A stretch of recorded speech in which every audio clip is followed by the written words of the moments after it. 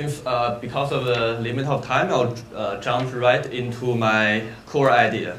So basically, I think a good AR experience should be something that is only possible to be delivered by AR, but not or almost impossible by other platforms like desktop, mobile, or VR at the same quality of for the experience.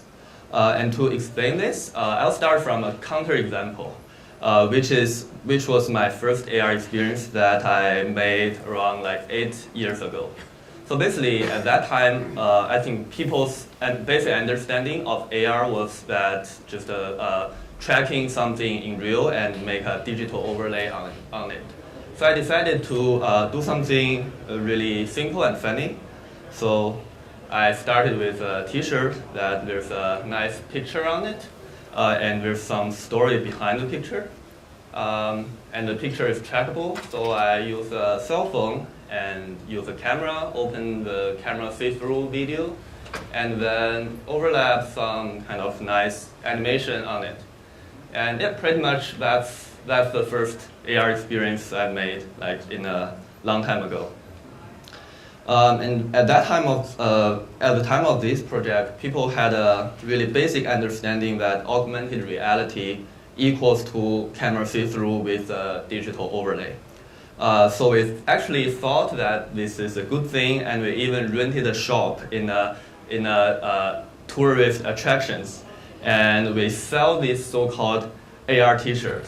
And apparently, from today's view, you will know that it won't work at all because AR here is not something that's a must for the whole experience. Like basically, if you like a T-shirt, then you can just buy a T-shirt. And if you like a nice animation, you can just see the animation on the 2D display. And if you really want to overlay an animation on your T-shirt so that you can show off to your friend and share to your social media, you can pretty much just Photoshop it. Like nothing here really requires that you use an AR device or an AR technology to combine those things together. So what AR actually brings us? So after this failure story, what I'm thinking is that I think the most essential part of AR is actually providing the connection to the real reality, and also providing the connections between people, since you can see through, so nothing blocks you from seeing other people and communicate with other people. And also it provides a bunch of new human-computer interaction patterns. So my second attempt with AR experience to leverage this connecting to reality and people were around like 7 years ago, where like eventually cell phone, all of the smartphone equipped with GPS and gyro. So at that time, there was a funny story that my university official brought some kind of sculpture like that to our campus. And they try to make our campus look like more artistic. However, to me, since I'm not a fan of modern art, so I feel this is something wrong or something off. Like for me, more like some kind of monsters or invaders that go into our campus and break our beautiful and peaceful campus. And I feel I need to rescue everyone from this. And this is another kind of sculpture here. And in addition, we were making a new building that is our concert hall, and it looked like that. And to me, it also seems something wrong. Like, look at the windows, it seems like another even bigger monster with all the eyes and teeth that seems like the boss of all those small invaders. So these things made me really want to make a game to tell a joke about, like, I don't like this, and this is really not as pretty as expected. So since I'm trying to talking about reality, so I actually thought about like using AR to connect the physical and digital world. So basically, the physical world is the building here, and the digital world I'm trying to see is my monster imagination here. So I ended up with building a location-based game, And in this game, monsters matches, like all those monsters, matches the orientation and position of the physical buildings and those small sculptures. And the player needs to go out hanging around the campus to look for those sculptures and monsters and fight against them. And finally, they need to get to this big boss and defeat that. So this experience turned out worked very well. Students like it, and many students just brought their cell phone, go out and play around with it. And also because it was relatively a new thing at that time, so whenever you see another student that play the same thing at the same place, it's really easy for you to get started with a conversation of that student. So basically, playing the same thing made it a role to do an icebreaker for strangers. And you may already notice that this experience is really similar to what we just had these days, which is Pokemon Go.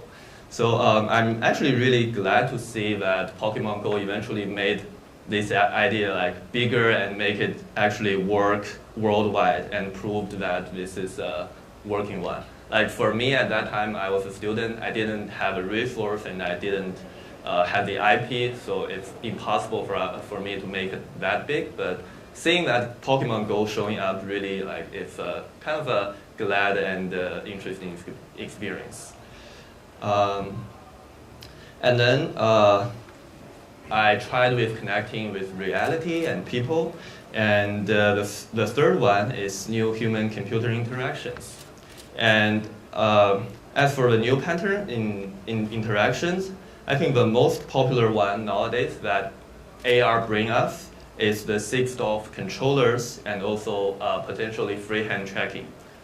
So by doing by thinking about interactions, I asked the question again, which is what is possible with these new interactions? Only with these new interactions, but it's impossible with traditional ones like mouse and keyboard and touch screen.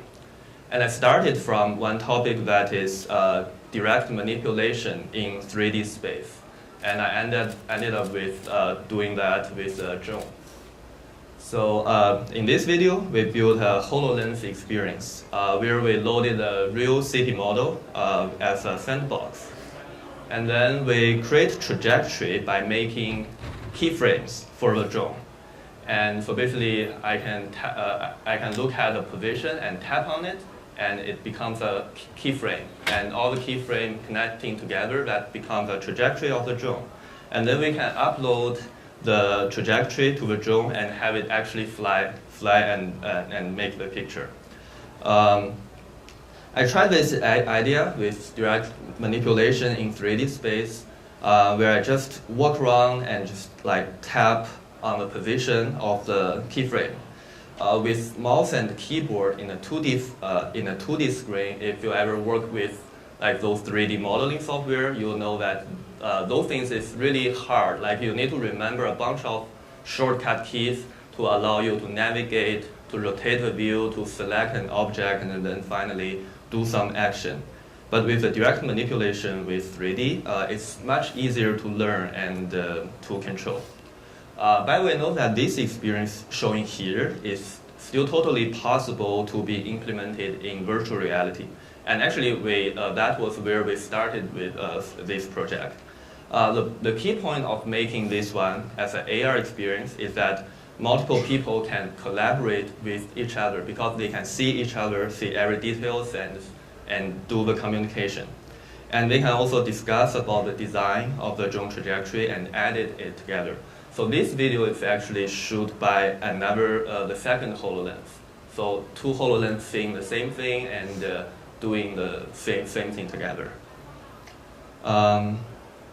However, during the experiments of the 3D interaction, the direct 3D manipulation, we did find some problem. And one of the problem is that the 3D manipulation turns out that it's not accurate as comparing to mouse and keyboard in those professional 3D modeling tools. And this one leads to the open questions that I want to mention a little bit today. So the first one is that it's already proven that lots of traditional authoring tools, like 3ds Max, like Maya, like Cinema 4D, have a really well-designed 2D interface that provides you with efficient and accuracy when you manipulating objects. And direct manipulating in 3D is intuitive, but is it still possible to make it as accurate as those professional software? That is one topic that we want to explore. And in addition, many experimental AR or VR experience, you'll notice that they tend to make fancier UI, like more similar to games. Like for example, instead of a 2D menu, you probably like pop up with a bunch of balls around you, and they're floating and flickering, and you touch one of the ball or pick off one of the ball to select your item instead of like a list of items. By using like UI like that, like 3D UI like that, people could be impressed and people could get really excited to see that at the first time. But that does not necessarily mean that it's more faster. So there would be a trade-off when designing 3D UI that is to being accurate, to being efficient, and to be fancy and intuitive. And that's another question that we will kind of think about, like which direction we should go for a specific use case of AR experience. And to make it more general, I think in addition to this trade-off, we are also exploring general guideline and methodology of 3D interactions. In past decades, we've trained to do daily job in all those 2D displays with our mouse and keyboard, and now today touchscreen. And UI designers tend to use a bunch of patterns and well-established conventions to make 2D UI efficient. And as a result, when we do tasking in 3D, there's still a tendency that we're using all those 2D paradigms. The question is, can we kind of establish a new convention and find a brand new vocabulary for 3D interactions? So in 2D world, as a comparison, almost every UI system has a concept like clicking, hovering, drag and drop, hovering in, hovering off. So does it still apply to 3D? Or could we have other kind of actions like maybe object picking up, things like that? So we need those common patterns to be used and leveraged in the 3D interaction design. Yeah, I think pretty much that's all I want to cover today.